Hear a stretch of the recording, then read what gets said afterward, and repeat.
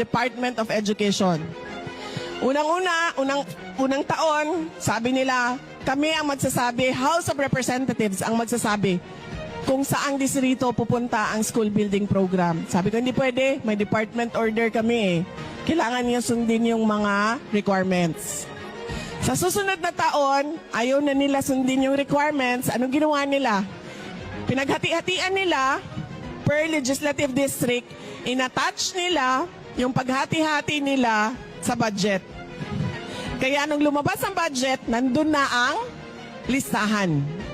At kung makikita mo, iilang legislative district lang ang naghati-hati sa budget ng Department of Education. At hindi lang yan, nagpiramiding pa sila.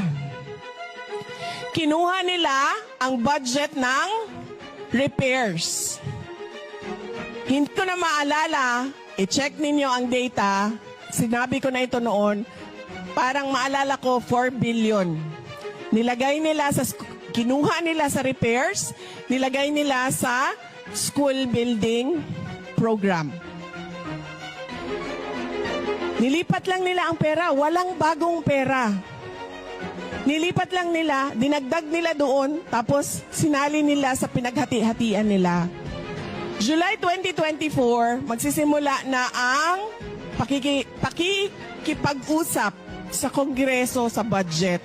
Hinihingan na ako ng signature ng Undersecretary, Chief of Staff namin. Sabi niya, pirmahan, kailangan mo, magdesisyon, pirmahan mo. Sabi ko, anong sinabi doon? Pareho din ba sa nangyari nitong nakaraang taon? Sabi, oo, ganyan din ang mangyayari. Sila din ang magsasabi saan pupunta na distrito. So sabi ko sa kanya, hindi ko kayang pumirma. Sabi niya, ano ang gagawin mo? Hindi ka pwedeng umalis. Dahil kapag umalis ka, babanatan ka nila.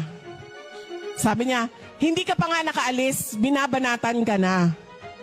Kakapanalo mo pa lang, lumabas na ang witness ni Trillanes at sinabi, kasama ka sa Davao Death Squad. Diba? Hindi, nakaupo ka na cabinet secretary, lumabas na si Lisa Marcos at sinabing, you crossed the line. Sabi niya, kapag umalis ka dyan, yan lang yun ang nagpipigil sa kanila. Yung posisyon mo sa DepEd ang nagpipigil sa kanila na hindi ka tuduhan